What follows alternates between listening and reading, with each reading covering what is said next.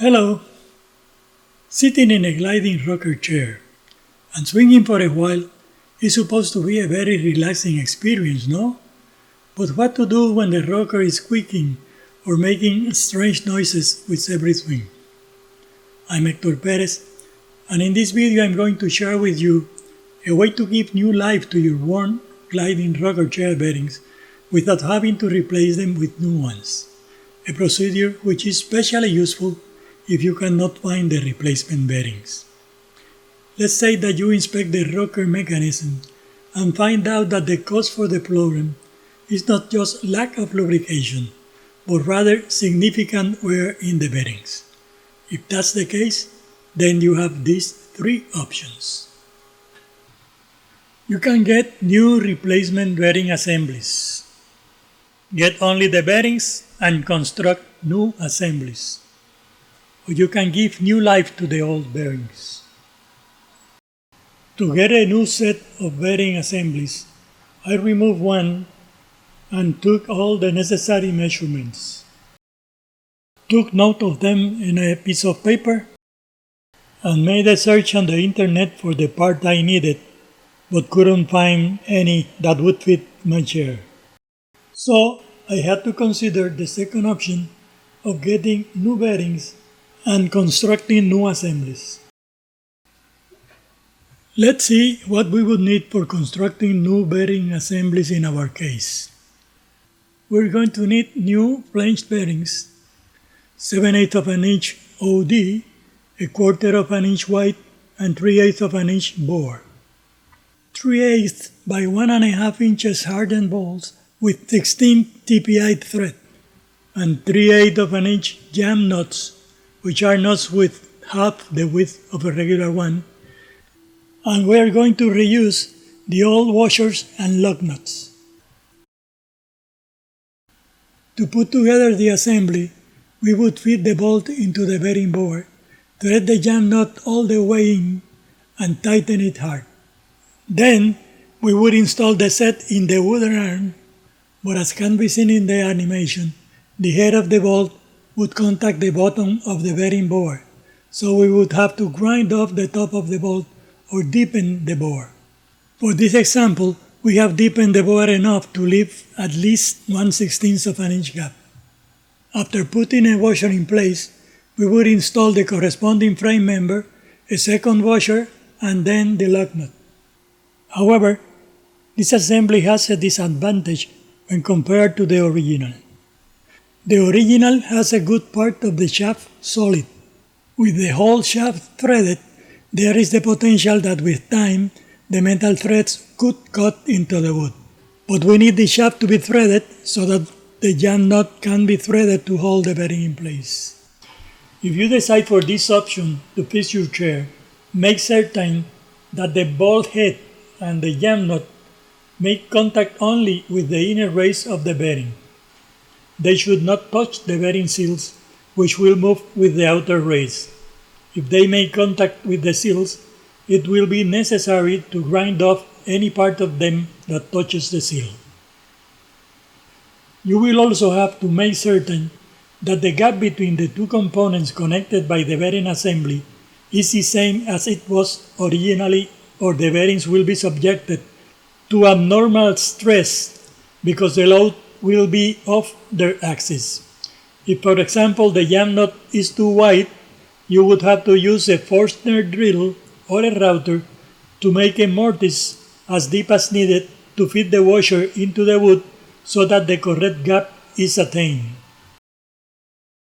This schematic drawing shows the importance of maintaining the correct gap if the bearing assemblies are replaced. The red rectangle represents the seat base and the purple rectangles represent the outer elements of the rocker assembly. They are bolted together, conforming a solid unit. The green rectangle represents the main base frame assembly. The brown rectangles represent the arms and the yellow one the connecting rod. These three also conform a solid fixed unit. The four gray rectangles represent the width of the bearing nut and washer that determine the gap between the parts. All the parts fit together without any lateral strain. But if we change the bearing assemblies in a way that the width of the bearing nut and washer that projects out of the arms is only 1/16 of an inch wider, the bearings and all the rocker assembly will be subjected to undue lateral stress equivalent to 1/4 of an inch interference, because the arm and bearing projections measurement is greater than that of the space where they must fit into.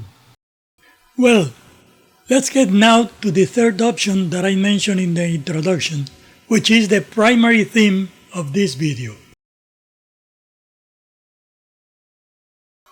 When I couldn't find the bearings assemblies I needed, and the ones that I found and considered that could be used require significant modifications to the rocker frame, while looking at the options, it occurred to me that maybe I didn't have to buy new bearings, that I could turn the old ones into nearly new bearings, and that is what I did. Let me show you how. Here we can see that when the assembly swings back and forth, the movement of the arms is limited to a few degrees even at the extreme positions, but the angle the arms move when one normally swings is only about 32 degrees in the front arms and 38 degrees in the rear arms, as we can confirm by superimposing both images. This lug nut holds the shaft side of the bearing assembly fastened to the main frame, so the bearing shaft is always stationary, and when the arm swings, the ball bearing, which is attached to the arm, moves only a few degrees back and forth. Looking at the bearing in close-up, I am going to apply downward force with my index finger to the top of the bearing. When that happens, the load is being carried by the top segment of the outer race and also the top segment of the inner race of the bearing. That's what's been happening all the 24 years this chair has been in service. But the lower segments of both races have not been carrying any heavy load at all. They have been there practically doing nothing. So, if we install the bearings back, changing the position 180 degrees, then we will be applying the load to the least used segments of both races, which we can expect that are almost like new. Even though the bearing balls will still have some wear, they will be running in almost new bearing races. Before we continue the discussion of this third option, let me make something clear. I am not proposing that this option is better than any of the other two. Obviously, it is a no-brainer that the first option of getting new bearings assemblies is the best one. But you cannot go that way if you don't find them. The second best one is getting only the bearings and constructing the assemblies, but this could require making modifications, which is a possibility also in the first option. And if you don't have the tools, the equipment, expertise, or time needed, the option won't work. In my case, while I do have the tools and expertise to go with the second option, for the purpose of this video and for putting my concept to the test, I decided to go along with the third option. But being aware that after the outer and inner races positions are rotated 180 degrees, the segments of both races that we will be using are practically new, but the bearing balls do have wear, though it is not expected that it will be as much as the races, because the races were all the time in a fixed position, while the balls were free to rotate around, even if not with every swing. You may ask, what if that is not true? What if the balls don't rotate around and some of them have excessive wear and others don't? Well, that is easy to find out.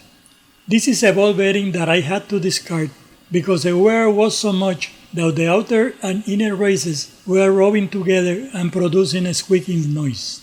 I would say that the wear in this bearing is 3 or 4 times worse than all of the others.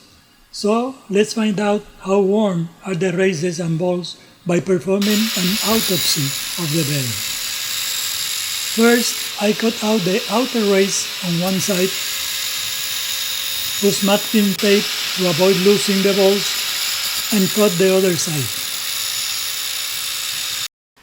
When I opened the outer race in two halves, there were no balls, showing more wear than the others, which is what we would have found if the balls don't rotate around and some of them keep running all the time in the worn section of the races.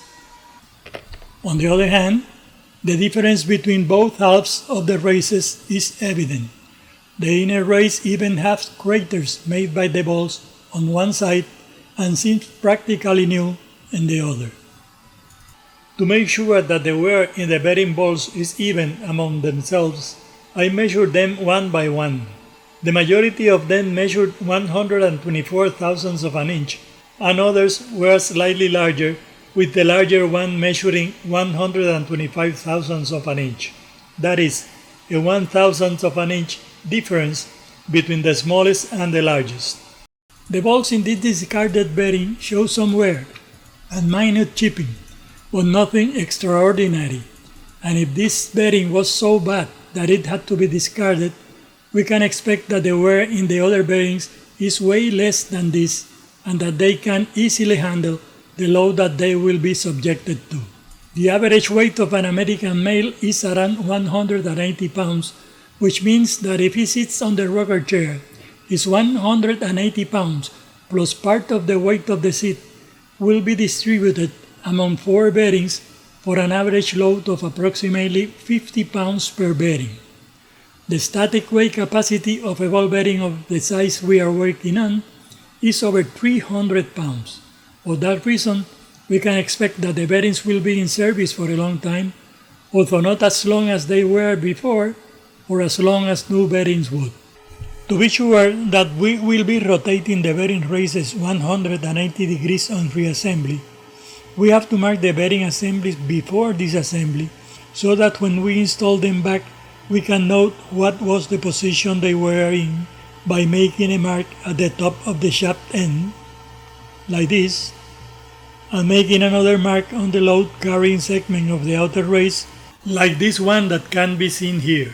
We begin the disassembly of the rocker mechanism by marking all the bearing shafts with a Sharpie mark at the point where the load has been on the inner race of the bearing, that is, pointing to the top of the bearing shaft tip. When we put the assembly back together, these marks should be pointing down. Then we remove the plugs from the front frame crossmember.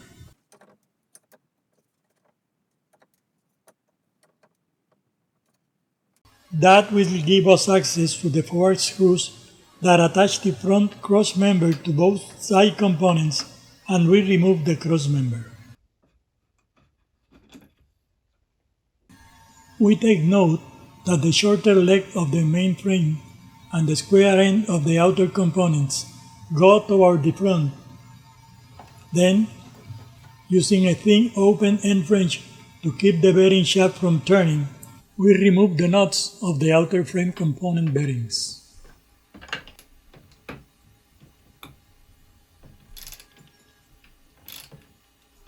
Later on, we will have to repeat the same procedure in the other side of the frame.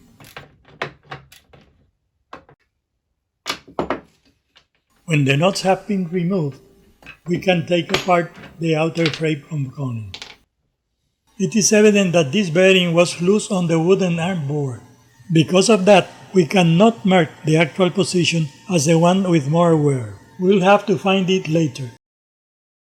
The other bearing doesn't have that problem, so we proceed to mark the outer race at the top, where the most wear is. We can feel and hear the wear of the bearing in this arm when we apply force downwards, and confirm that the bearing works perfectly and without any noise when the pressure is applied upwards.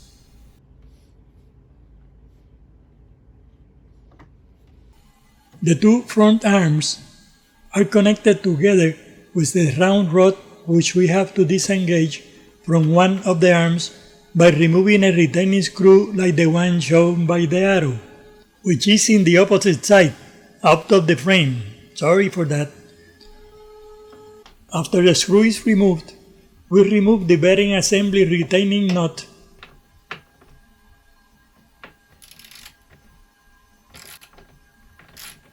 and then use a heavy hammer and a soft mallet, as seen here, to dislodge the arm which has no screw from the rod. We then remove the companion arm with the rod attached from the opposite side of the frame.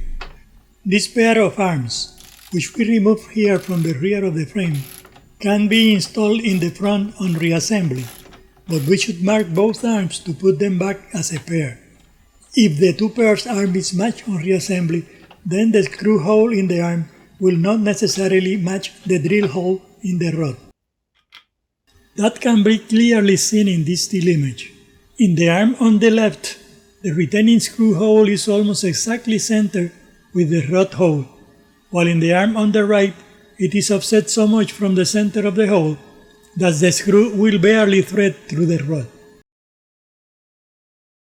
After removing the rod retaining screw and the bearing shaft nut from the remaining arm pair, we disengage the rod from the arm in the same way we did with the other two arms.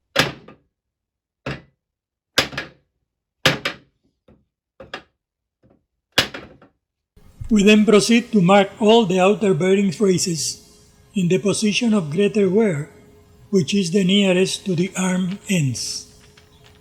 Then we remove the retaining screws and remove the bearings from the arms. So, we have finished the disassembly phase of our project. Let's get now to cleaning and preparing the bearing assemblies before installing them back. I am soaking the bearing assemblies here with mineral spirits. If you are going to use something stronger, make a test to ensure that the solution will not erase the marks in the shaft ends or the outer races. Then I used a stiff brush to clean the dust accumulation and also all the old grease. And finish the cleaning operation by blowing away any remnants of dust, grease or mineral spirits.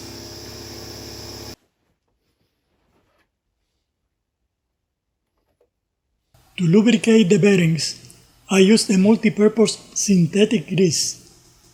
I don't consider myself an expert in lubricants, so if you are going to do this, follow your own discretion.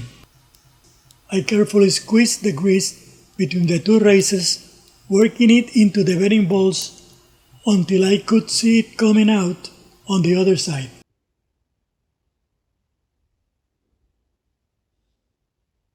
After removing the excess grease from all the bearings and wiping the outer races completely dry, we proceed to install them back. This is the position where the bearing was loose and rotating around in the bore, and the bearing fits loosely into the bore. To correct that, I put a strip or two of masking tape until I considered there was enough interference to make it sit tight. Then I cut the excess tape so that it covers the width of the race but not getting under the flange. Then I use a socket and C-clamp, as seen here, to push the bearing firmly into the bore. With the C-clamps still pressing the bearing, I then install the retaining screws.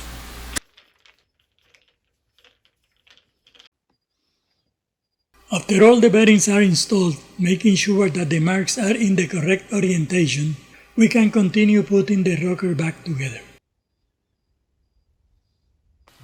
We put the washer in place and install the arm with the rod on the main frame and begin to fit the companion arm on the rod. We make certain that both arms are completely parallel, otherwise the three-part group will be crooked, and when we are going to install the second outer component, the distance between the holes in the arms will not match the distance between the bearing shafts in the component. I am using here an F-clamp to compress the parts together while tapping on the arm to help me fit the rod into the arm bore, but that tool is not indispensable. It can be done without it.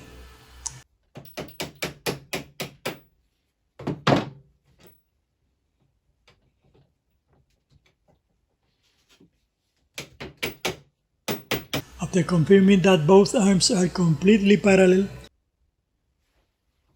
we finish tapping the arm to the final position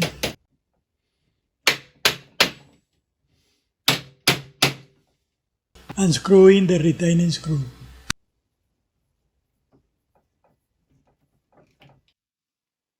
Next, making sure that the mark in the shaft is pointing downwards. We tighten the arm-to-frame bearing assembly lock nut, and after that we do the same thing in the opposite side.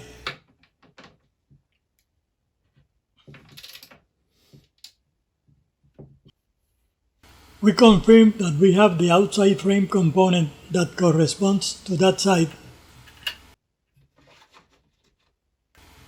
Install the washers and nuts and tighten the nuts. We check that all the bearing shafts have been installed in the correct orientation, like here, that the top shaft has the mark pointing down and the lower shaft has it pointing up, which is the reverse orientation that they had before disassembly. Since the bearing bolts have some wear, this part will wobble a little, but it is nothing to worry about. The cross member and the seat will stabilize the part as well as the rope does with the arms, not letting them move from side to side.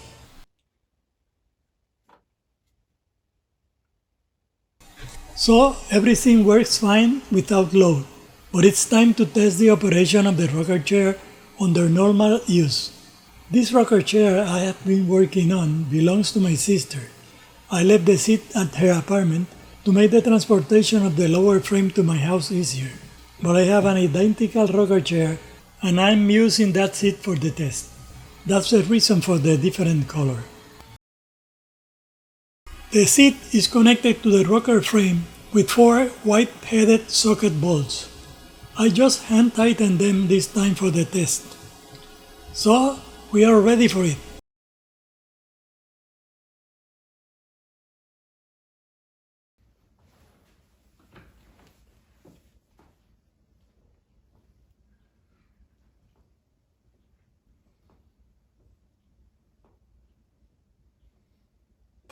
The movement is as smooth as it were when the seat was new, and there is no noise or squeaking.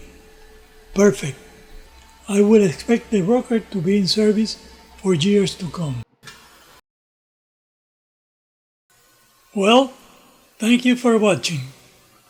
This is my first video for YouTube, but I have others in mind about different things, and we'll be working on them soon. If you would be interested in them, please subscribe. And don't forget to press the like button if you like this video. No matter which of the 3 options discussed in this video you choose for repairing your gliding rocker chair now or in the future, good luck in your project and have a wonderful day. I'm sure that some of my most observant viewers noticed this blooper. Are you one of them? Had you noticed that I had installed the cross member upside down? So, I had to reinstall the cross member correctly before taking the repaired rocker back to my sister. Goodbye.